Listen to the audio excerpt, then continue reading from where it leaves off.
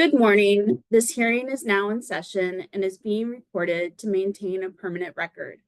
My name is Danielle Boudreau, and I am the rulemaking coordinator at the Department of State Lands, and I will be serving as the department's hearing officer. Today's date is February 3rd, 2025, and the time is 9:30 a.m. Joining me from the department are Dana Hicks, Plan and Policy Manager. Daniel Evans, Wetland Ecology Specialist. Charles Redon, Removal Fill Specialist. The purpose of this morning's meeting is twofold. We will begin with a 30-minute information session, including a question and answer time, followed by the public rule hearing for the proposed fees for the Department of State Lands Removal Fill Regulatory Program, which includes wetland determinations and delineations, general authorizations, individual removal fill permits, and general removal fill permits. During the information session, Dana, Daniel, and Charles will provide information regarding the need for rulemaking, background about the determination of the proposed fees, and information related to the different program area fees. We ask that you hold any questions until the presentation has ended. Once that is concluded, we will begin the public rule hearing. Please note that during the rule hearing, the department will not be answering any questions or responding to comments. This meeting will conclude when all participants who wish to comment have finished. Each person who wishes to speak will be asked to raise their hand. To raise your hand, click the reactions near the bottom of your screen and click Raise Hand. Or if you're on the phone, pressing *9. We will seek a balance of speaking time during discussions. For technical support, please message us in the chat. Please keep your mic muted unless it is your turn to speak. Use of video is encouraged. We ask that all participants be respectful of each other and DSL representatives. I'll now turn the presentation over to Dana. Good morning, everyone. Thank you for joining us. We'll do a little bit of background and overview. So first, the removal fill law. You can find that law in Oregon Revised Statute 196.600 through 196.921. Those statutes govern the removal of material from the beds and banks or the filling of the waters of this state, which includes wetlands. And these laws are in place for the protection, conservation, and best use of the water resources of this state. They're administered through the department's regulatory program, which issues permits or authorizations for the removal or filling of material. In 2023, our Oregon legislature passed House Bill 2238, which directs the department to adopt by rule a tiered fee structure for removal fill permits and wetland delineation reports and fees for general authorizations. Additionally, the bill puts forth that the director will evaluate the impact of fully recovering through fees the cost of administering the removal fill program associated with different project types, as well as the impacts on the waters of the state. Our current removal fill fee structure is outlined in ORS 196.815, which establishes base fees and stipulates fees will be adjusted annually based on changes to the Consumer Price Index for all urban consumers West region. The base fees were last increased in the 2007 regular legislative session, and the existing removal fill fee structure does not align with the actual permitting process, resulting in years of unmet costs. So currently, the removal fill fee program is funded 21% by existing fees charged for our services associated with the permitting process, which means that about $2.7 million on average is expended from the Common School Fund annually, so that school fund is heavily subsidizing the program. DSL is the administrative agency of the State Land Board, which oversees the lands Oregon was granted at statehood to help fund public schools and the Common School Fund. and every one of Oregon's 197 public school districts receives money from the Common School Fund every year. Multiple DSL key performance measures and strategic initiatives are aimed at eliminating or reducing Common School Fund subsidy of our programs.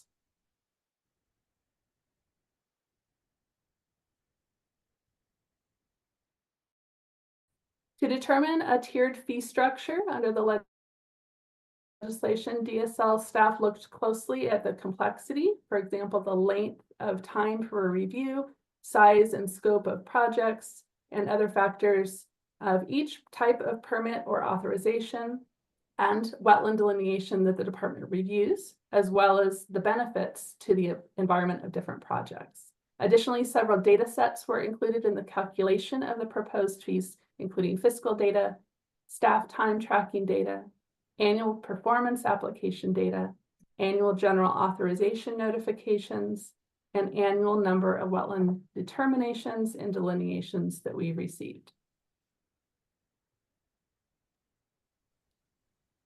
So I will turn it over to Daniel for this next section regarding wetlands. Good morning, everyone. Daniel Evans, the Wetland Ecologist Specialist with DSL. And I'm going to be discussing first the determinations, wetland determinations that DSL staff do for the public. Currently, all of these are free. These are the off-site determinations done in the office, as well as on-site determinations where we are at a landowner's site determining presence or absence of wetlands. Going forward, the off-site determinations for the presence of wetlands completed by DSL staff will continue to be free. But an on-site determination fee will now be $450, increasing annually to cost $660 by July 1st, 2029. And for wetland delineations, these are boundary surveys of wetlands conducted by consultants and reviewed by the agency. So the mapping the boundaries of the wetlands. The current wetland delineation review fee is $575. Under the new tiered structure proposed starting July 1st, 2025, the review fee will range from $600 to $3,500 depending on the acres of the wetland delineated, and under Tier 3, the size of the study area. This fee will increase annually and will range from $1,295 to $5,386 by July 1st, 2029.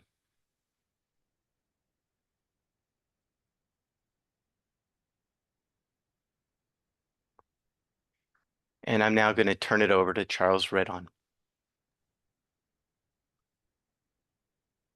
Certain removal and fill activities have been pre-approved under a general authorization because they have minimal impacts to wetlands and waterways. The current fee for a general authorization notice review is $250 for some activities, and other activities are free.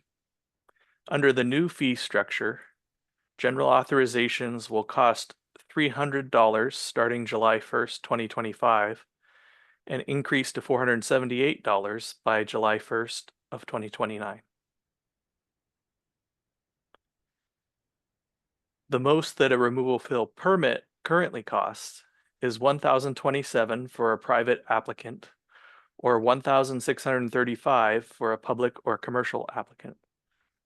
For applications that do not require a removal fill permit, there is currently no cost to the applicant. Certain removal fill permit activities, such as voluntary habitat restoration and erosion control, do not require a fee. Under the new tiered structure proposed, starting on July 1st of 2025, permit applicants will be charged a base fee plus the applicable tier fee. Fees will depend on the type of applicant, the impacts to wetlands and waters, and factors that increase the complexity of the application review. Fees will start as low as $600 for a base application fee to upwards of $19,800 for an application in Tier 5, which is the highest tier. Fees will increase annually and will range from $842 to $29,497 by July 1st of 2029. And now if anybody has questions, we'll go ahead and take those regarding the proposed fees for the removal fill program. And please raise your hand if you have any questions, and I'll call on you in the order in which you raise your hands.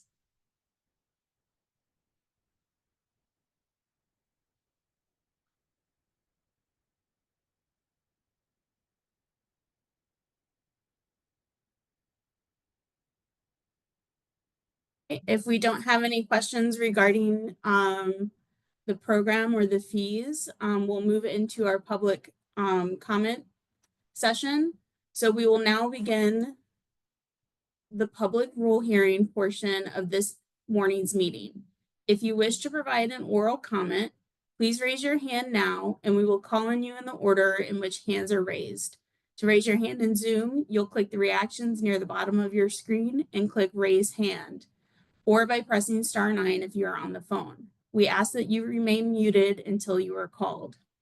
And we ask that you limit your comments to 3 minutes, although given the amount of time we have and the few participants we have, we will allow you to go over 3 minutes, but no longer than 10.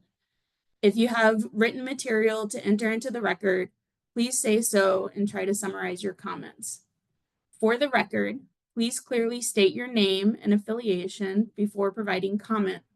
As a reminder, the department will not be answering questions or responding to comments during this rule hearing. If you wish to provide written comment, we will share the methods to submit those.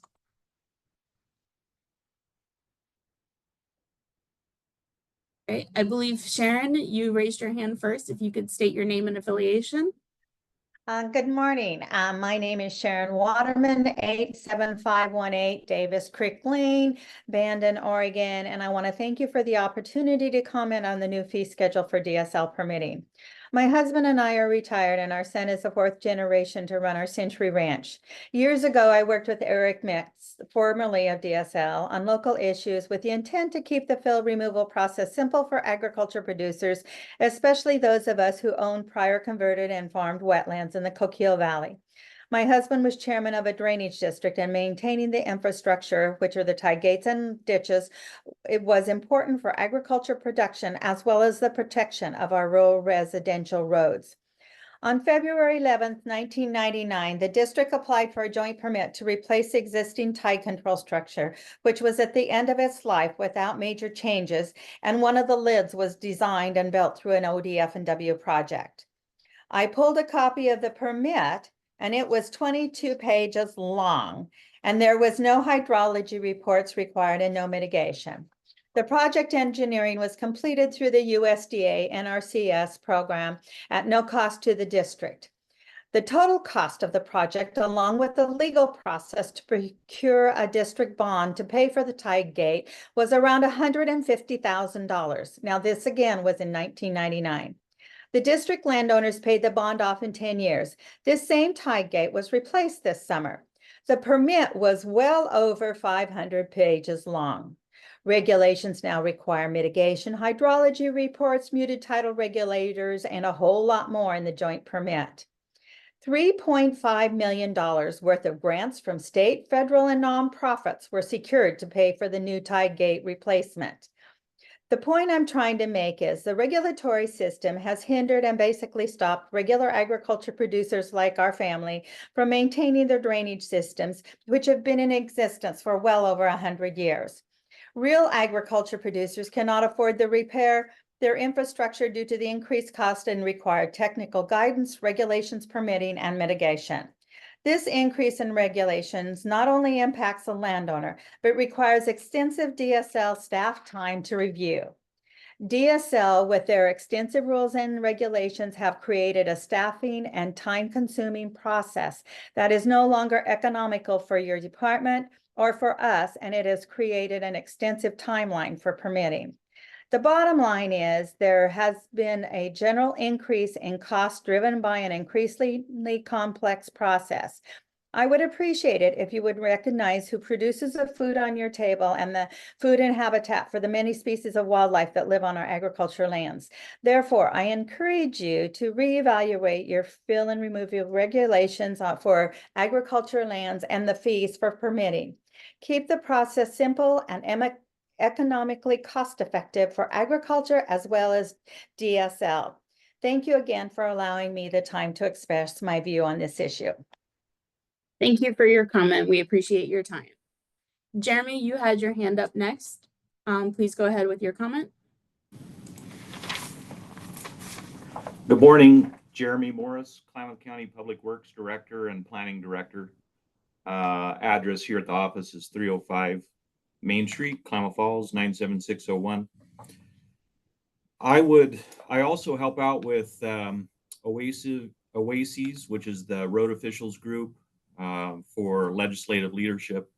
Klamath County and OASES would like to encourage a streamlined process to help reduce permitting timeline and fees for bridge replacements.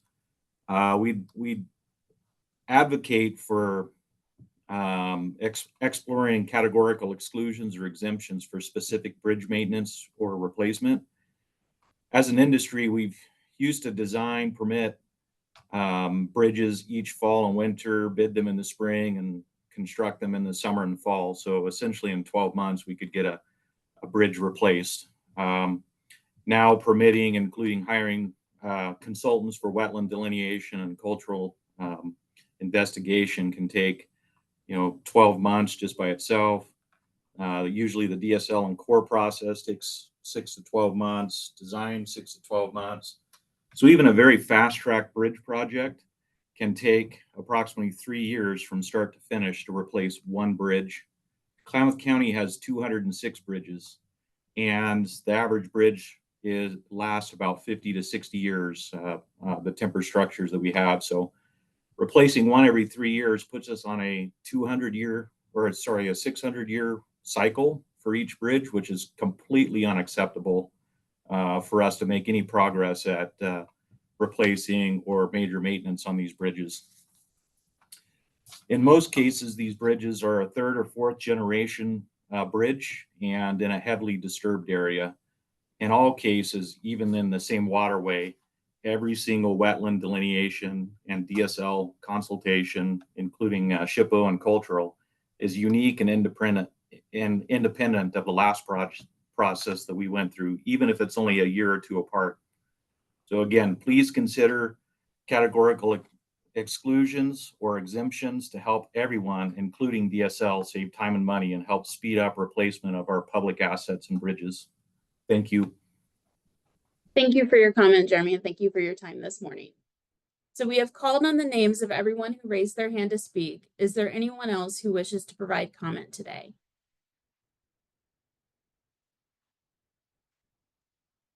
Seeing no one else wishes to provide comment, I will now provide you how written comments may be submitted. There are 3 different ways to submit comments, and we will be accepting comments through February 17th, 2025 at 5 p.m. You can email comments to dsl.rules@dsl.oregon.gov or submit via an online form, which I have provided the link to our rulemaking webpage in the chat, or you can send comments via mail to the Oregon Department of State Lands, 775 Summer Street Northeast, Suite 100, Salem, Oregon, 97301. On behalf of the department, I would like to thank you for attending this morning's meeting and for your comments. It is anticipated that the proposed rule language will be filed with the Secretary of State for adoption in May of 2025, with an effective date of July 1st, 2025. Once the rules have been filed, the department will send out a public notice to our rulemaking listserv. At this time, I hereby close the public hearing on the proposed fees for the Department of State Lands Removal Fill Regulatory Program.